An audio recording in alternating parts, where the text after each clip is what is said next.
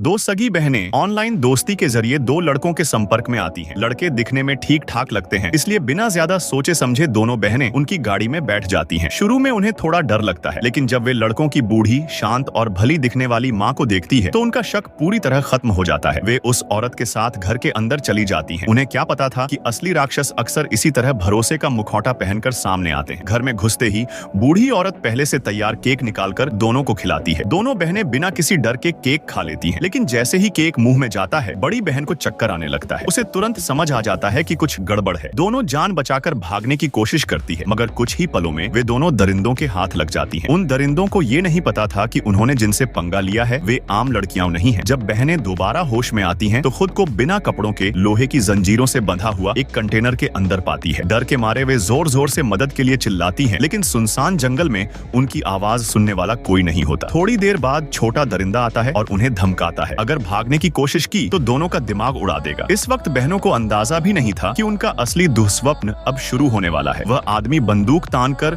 उन्हें अपने सामने नहाने के लिए मजबूर करता है। जिंदा रहने के लिए बहनें मजबूरन उसकी बात मान लेती हैं। तभी अचानक एक पुलिस वाला वहां आ जाता है। उसे देखकर दोनों बहनें उम्मीद की आखिरी किरण समझकर उसके पीछे छिप जाती हैं। पुलिस वाला बंदूक लेकर दरिंदों के सामने खड़ा होता है, लेकिन अगले ही पल वह जोर से हंस पड़ता है। बहनें सन्न रह जाती हैं। सच्चाई ये थी कि पुलिस वाला पहले से ही उन दरिंदों का साथी था। वह वहां सिर्फ अपनी घिनौनी ख्वाहिशें पूरी करने आया था। कुछ ही मिनटों बाद वह एक कंटेनर से बाहर निकलता है। अंदर छोटी बहन जमीन पर पड़ी रोती रहती है। उसके साथ क्या हुआ ये कहने की जरूरत नहीं। इतना ही नहीं, दरिंदे एक और आदमी को बुलाते हैं, एक नशेड़ी। वह बड़ी बहन को चुनता है। डर के मारे वह उसके चेहरे पर थूक देती है। नशेड़ी गुस्से में उसे जोरदार थप्पड़ मारता है। फिर उसकी हैवानियत और बढ़ जाती है। वह लड़की के पेट पर सिगरेट दबा देता है। उसकी चीखें पूरे जंगल में गूंज उठती हैं। ये आवाज सुनकर छोटी बहन अंदर से पूरी तरह टूट जाती है, लेकिन असली डर अभी बाकी था। कुछ देर बाद जंगल से अजीब अजीब आवाजें आने लगती हैं। खुद दरिंदे भी घबरा जाते हैं। वे दोनों बहनों के सिर पर नकाब डाल देते हैं और घबराकर कहते हैं, वो आ गया। धीरे धीरे एक सुअर के चेहरे वाला मास्क पहने आदमी सामने आता है। वह बहनों के चेहरे से नकाब हटा देता है। उसे देखकर बड़ी बहन डर के मारे जड़ हो जाती है। वह आदमी जानवरों की तरह उसके शरीर को सूंघता है। उसके हाथ पर बना क्रॉस का टैटू साफ दिखाई देता है। फिर वह बड़ी बहन को कंटेनर के अंदर घसीट ले जाता है। काफी देर बाद छोटी बहन किसी तरह दरवाजा खोलती है। अंदर बड़ी बहन कोने में सिकुड़ी हुई कांप रही होती है। उसके सिर पर वही सुअर वाला मास्क होता है। उसे देखकर साफ समझ आ जाता है कि उस पर क्या क्या जुल्म हुए हैं। उधर लड़कियों के चाचा पुलिस स्टेशन में रिपोर्ट दर्ज कराने जाते हैं, लेकिन दुर्भाग्य से वही भ्रष्ट पुलिस वाला मौजूद होता है। वह बहाने बनाकर चाचा को भगा देता है और पूरी जानकारी सुअर मास्क वाले आदमी को दे देता है। मामला बिगड़ने से पहले फैसला लिया जाता है, दोनों बहनों को खत्म करना होगा। ये सारी बातचीत छोटी बहन चोरी से सुन लेती है। उसे समझ आ जाता है कि अगर अब नहीं भागी तो मौत तय है। वह एक खतरनाक फैसला करती है।